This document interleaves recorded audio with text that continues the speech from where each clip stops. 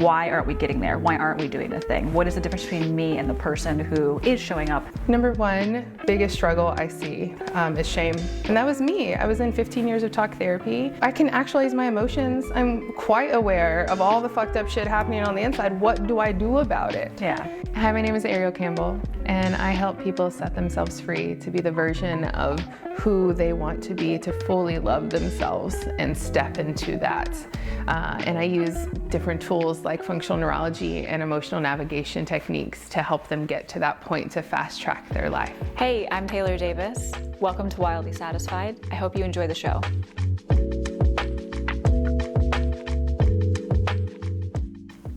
Hello, everybody. I am so excited for this episode in the series. Now, I know that in this season, we're talking a lot about burnout, around stress, around being a feminine leader, and I'm so excited. It's funny because I'm not even going to really introduce you. I'm going to let you introduce yourself. And I'm not even really introduce this episode and this mini series that we have because I have experienced her, but I can't describe her.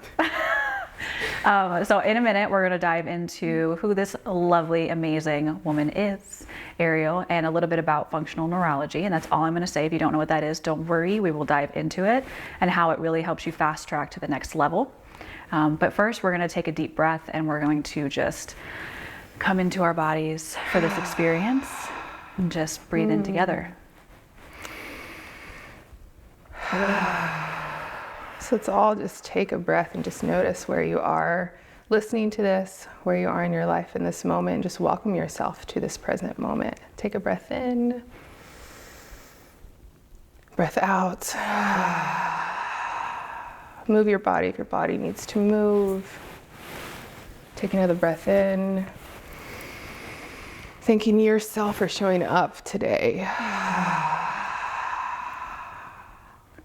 And last one, take a deep breath in, filled with whatever intention you want to bring to this moment with you. And let it go. Thank you for being here. Thank you for having me. Thank you for listening. Thank you for being who you are in this life. It's so powerful to be here with you. Yes. I'm so excited. Thank you for that.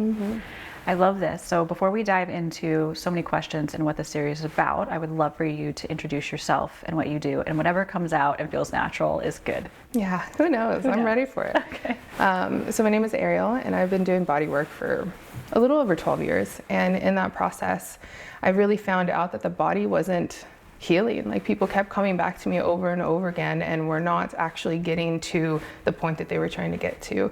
And so I spent many years studying many different kinds of modalities, and the thing that really supported the process that I now help people through is functional neurology, which, when you break down what functional neurology is, it is how neurology functions in the body. Like, we can go all heady and all science about it. None of that really matters. What matters is how your body is perceiving information. Does the body feel safe in its surrounding?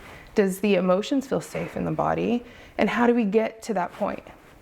So I associate it with like GPS navigation. Like, if we're going to get from point A to point B, what are we going to do? We're going to look and we're going to see, what's the fastest way for me to get there? Is there any stalled cars? Is there any construction? Is there any traffic? Is there any detours I need to take to get me from point A to point B?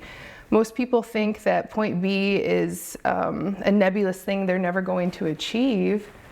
But actually, it's going to inevitably happen. It's up to you how quick you get there.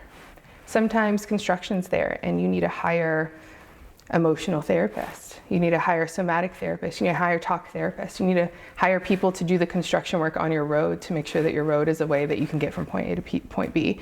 Or you'll notice that, like, oh, this stalled car is a trauma that I need to go back and look at. And it's really the work of functional neurology is getting you from point A to point B while moving all that stuff out of the way.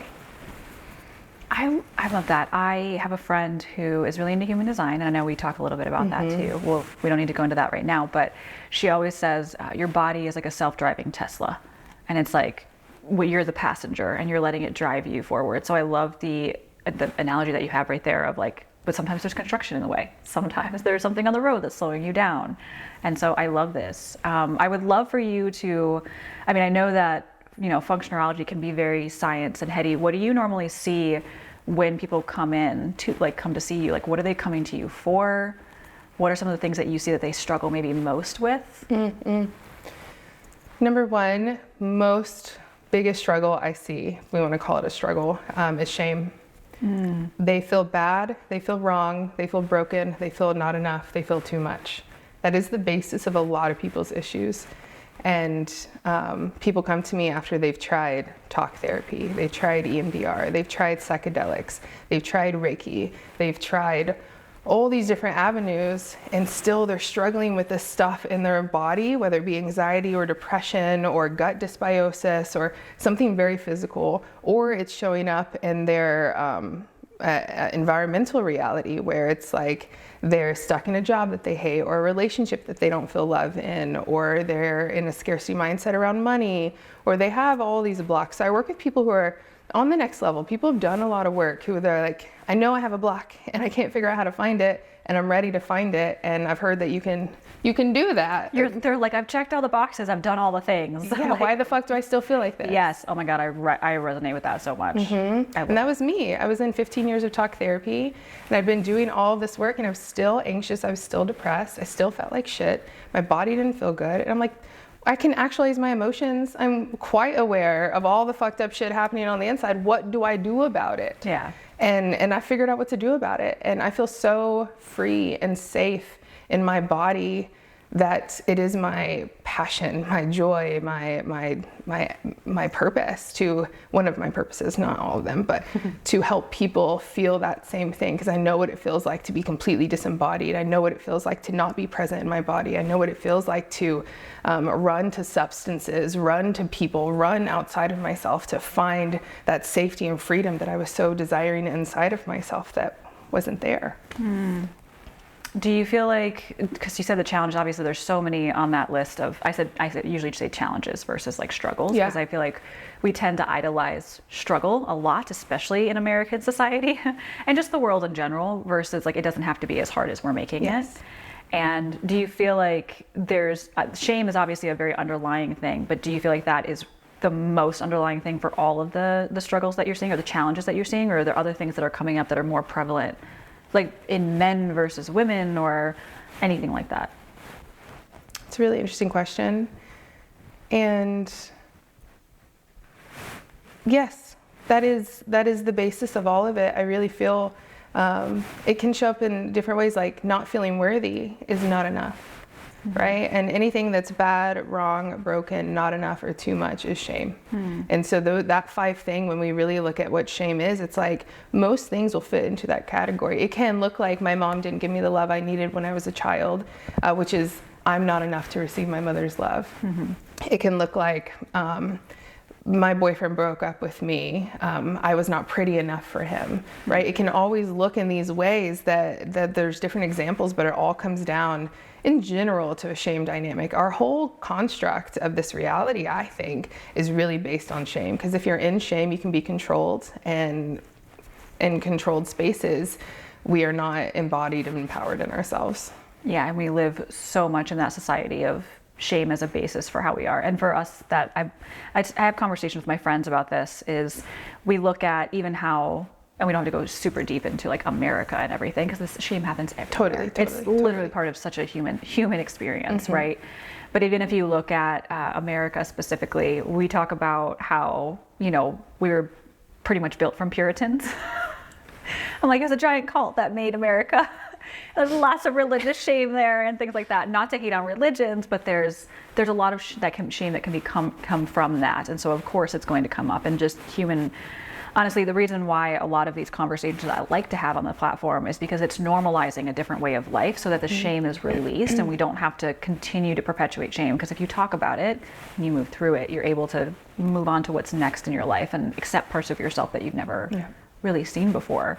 So for shame being the underlying part of this, do you feel like that is one of the biggest reasons why people self-sabotage? Yes. Yeah. The antidote to shame is honor. So how can you honor yourself? How can you honor the part of you that doesn't feel enough? And I will say that a lot of people that I've experienced, that their nervous system doesn't even know what it would feel like to feel enough, or to feel worthy, or to feel loved. And so when they get close to a space that can happen, they will self-sabotage, because there's 2 different beliefs fighting each other. There's the belief that I'm enough, There's a belief that I'm not enough. And then someone comes in and like, hey, I like you, I think you're enough. The belief that I'm not enough is going to step online and push that person away, because that belief is fighting harder at that moment. But then you go back to the struggle, you're like, why do I keep doing this thing that I don't enjoy doing? Like, I don't feel good when I do this. And it's this fight back and forth between those two sides. Oh, okay. So I feel like when you said that, I remember, like, let's just say love, for example, right? I remember having this feeling around, I think I'm an amazing person. Like, I'm a good person, I do good things, I have amazing friends. They're like, oh my God, you're one of my best friends. You get that feedback, right? And there comes a point sometimes when I'm dating someone, or when I'm like, even just a friend, they're like, oh yeah, you're amazing. And I'm like, oh, you like me? I'm like, what? Why do you like me? And then I'm like, who is that? Yeah, exactly. That's the next question. Because who said that? Exactly. Or even if they didn't say it, who put that energy into you? Because sometimes it's not like your mom looked at you and was like, you're not worthy. No, like, it's not like who said that in your head? Yeah, who said it in your head? Because, and it'll come up and you're like, whoa, that's definitely not me. So that's such an interesting, like, and even I can see that, how that shows up in being a feminine leader, being in business, because we have so many desires of where we want our life to be. Right? It's like, why aren't we getting there? Why aren't we doing the thing? What is the difference between me and the person who is showing up bigger online, or whatever it is that our desire is, to be able to speak on stages or write the book, or whatever it is that we are somehow self-sabotaging to keep ourselves small. And so it's interesting that that shows up in that way. When you work with self-sabotage, like, what does that look like? What do you see most often? I want to touch on the thing you said right before that. Yeah. That's the people that have the things that we want.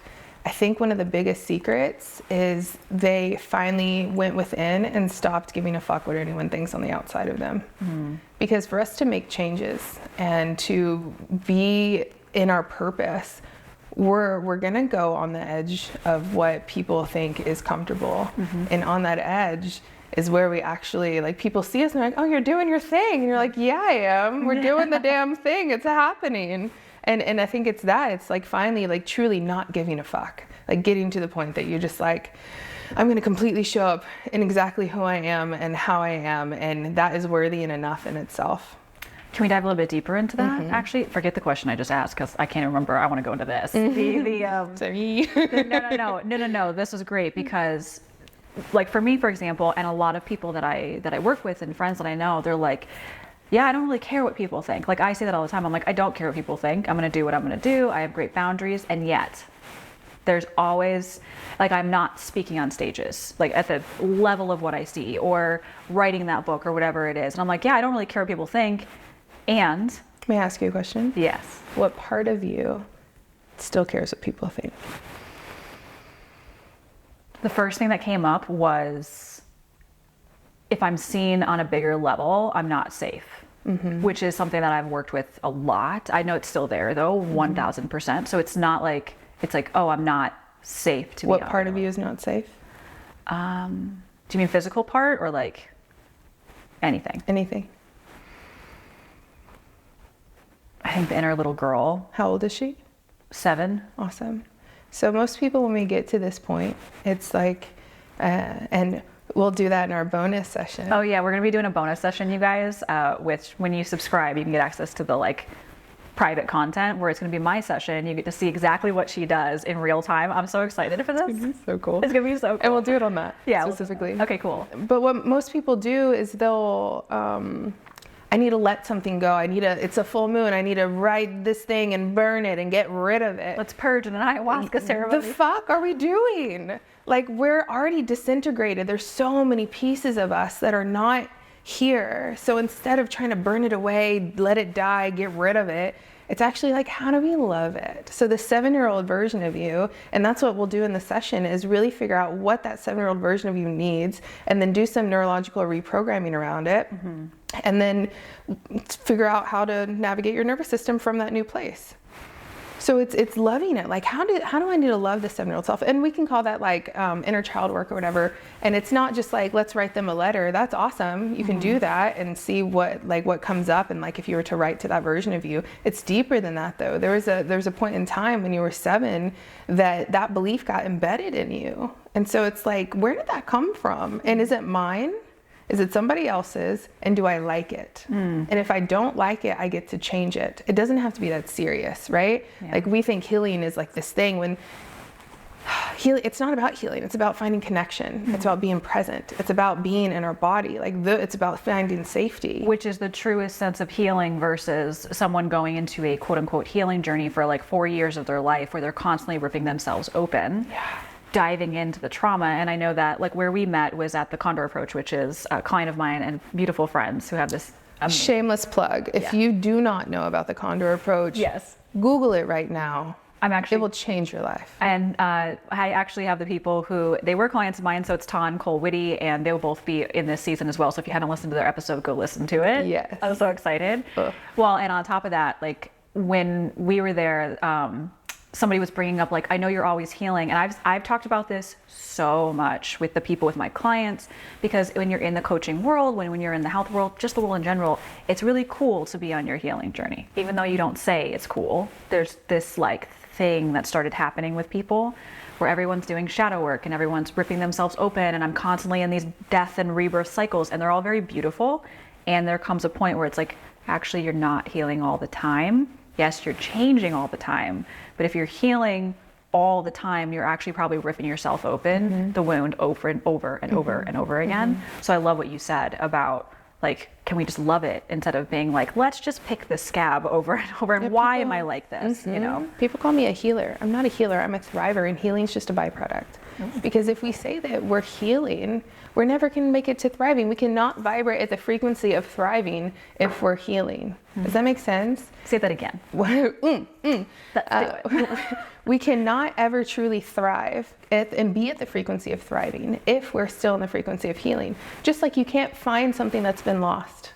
That's not the same frequency. The problem and the solution are not the same. Yeah. That's why like sometimes you'll like forget something like, oh, let me stop thinking about it and it'll come back, because that's the only way that it can, is if you're not like, oh, I'm not thinking about something. It's like, oh, I'll be there when it needs to be there. There's all these dichotomies in energy that we need to be aware of, because we are physical, spiritual, mental, emotional beings having a human experience. And so there's multiple different layers of us that are happening all at the same time. It's like, if I want to be at point B, which is thriving, which is presentness, which is connection, which is feeling love and freedom in my body, what will get me to that point? And then you'll hit a roadblock, you'll hit self-sabotage, you'll hit burnout, you'll hit all these things. And then when you get to that point, instead of shaming yourself, saying, oh, I'm not doing enough, I need to do more healing work, I need to, whatever. It's so hard. Yes. Our relationship as a human species to suffering is really fascinating, because suffering is inevitable. Suffering does not mean you're not on the right track. Suffering is just suffering. And we as humans put a good and bad connotation that like, I'm not in my purpose or I'm not in my alignment if I'm suffering. And it's like, no, that's just, what if that's the path of least resistance? And what if it's just suffering? And actually some of the most beautiful shit comes from the suffering. Like so many parts of my experience, I am who I am today because of the suffering. And I'm so fucking grateful for every piece of that, truly, like in the deepest form. It took me years to be able to be in this space, but like, damn, this whole thing is so beautifully guided by divine love. That's all fucking perfect, even when it doesn't feel like it is. Well, I think too, we talked about this a little bit before we filmed, but I think the problem, so I never go into like, we need to have pain all the time to be like, that's not how I operate. I say all the time, I had a moment where I actually chose differently. I went through, I ripped myself open after years of ripping myself open. And I said, I'm done learning from pain. I only want to learn from pleasure now. And I love that, because things are still going to come up. I'm in a very funky part in my life right now. It doesn't mean that everything's glorious, and there's never tiny moments of like, oh yeah, okay, maybe I'm suffering a little bit, but there's a lesson here. Versus, I think the problem is when people glorify suffering to the point where like the pendulum has swung so far over, where it's like constant suffering is idolized, where it's, you're not learning anything, you're literally just suffering, and you're not, for the name of suffering. For the name of suffering. And it's like, oh my God, my life is so hard. And I'm like, yeah, but like, where are you going to use that for something, or are you going to let that bury you? Like there's a very different, just like when you're like way too much on the other side of the pendulum where you're like, life is actually amazing, but you're actually like shoving everything down and not looking at where responsibility needs to be taken, or where you need to look at your life and be like, actually, it's not what you think it is. And you know, maybe there's some harm that's happening there. So, and if you take an actual look at the reality in which you exist in, the things, they are giving you all the lessons that you need. Like if, like I have a friend who is dating, and we're talking about like showing up in vulnerability, and she's like, damn, I don't like dating. I feel so vulnerable. And I'm like, oh, what is this teaching you, right? That you can show up as your full self. Like there's so many lessons. When we see the things that make us feel icky, it's actually the mirror to be able to face the ickiness, instead of running from it or being like, oh, I don't know if I can do that. I feel like you're calling me out so much in these episodes. Like at first you said that one, I was like, oh, I feel that, because with dating, I'm really good at being alone, and I've mastered the art of detachment when it comes to relationships, all those things. And right now I'm getting back into dating again because I'm like, I feel more expansive, more myself, all the things. And at the same time, I'm like, oh my God, there's so much like effort that goes into this. There's that resistance. And then earlier you said, did we take something on that wasn't ours? And something that came up recently was, it's this belief that I'm like, oh, that's not mine. Like I immediately knew it wasn't, where it's like, oh, I'm gonna lose everything. There's literally nothing that has ever happened to me specifically where that was a thought, but it was my father's during 2008 when my life did shift because of it, like everything with, you know, the housing market and recession and stuff. So it's interesting to look at what are your beliefs? What are the ones that you absorbed where you're like, this has never happened to me? And then where, like you were talking about with the dating, is like, where are you in some ways self-sabotaging that as well? And just what we absorb, like, it's insane. I didn't even realize. So I go through expansive experiences like all the time. All the time. All the time. It's like the norm. It just doesn't stop. No. And I love it. Yeah. But it's a lot.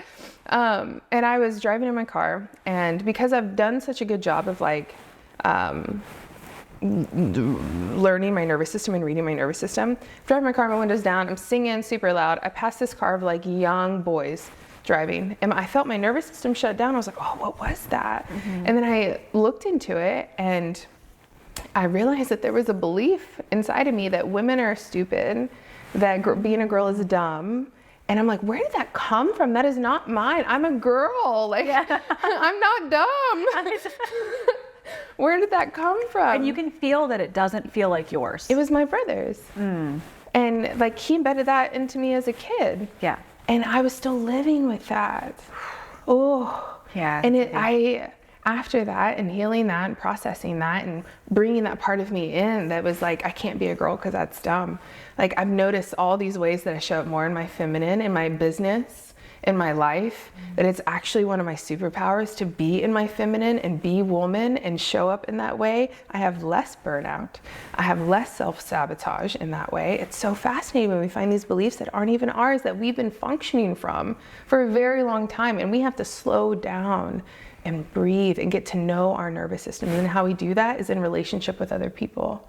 So we can know ourselves by ourselves. But I get around somebody else and, ooh, you bring up so many things. I'm nervous, I'm excited. What do I do with my hands? Like the whole thing comes online. And then that's where I get to learn myself better, because you're actually just a mirror of me and I'm a mirror of you. Yeah. And so it's like, what is that bringing up in my nervous system? Oh, juicy. I like that perspective, because there's also the perspective of, oh my God, I'm triggered. So there's like this negative connotation to it. So back to the conversation of like, everything is either good or bad. But I like how you're like, oh, okay, interesting experience. There's a little bit of detachment. Like, you've removed yourself, like a bird's eye view, looking at it and be like, juicy, what do I get to play with there? What do I get to like, right? And sometimes it's a challenge, but you get to just look at it and be like, ooh, okay.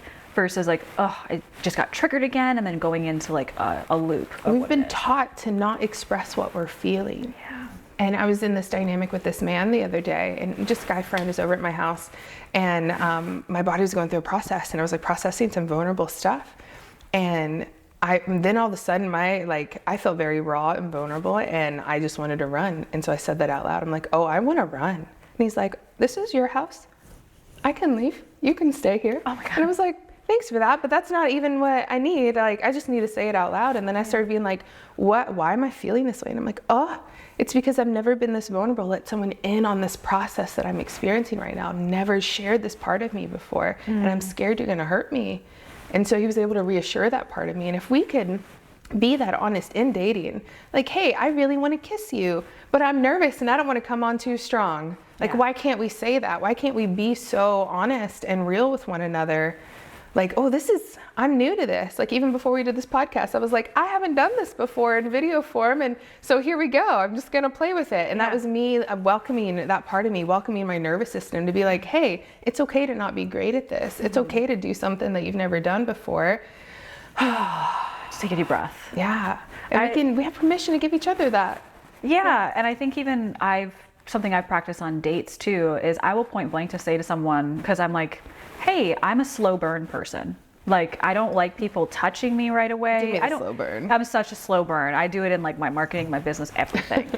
But I love the slow burn. I love you building up and being like, okay, versus like this idea of dating where the person like comes up and touches you and all these things. And it's like, why are you, like, I don't know you.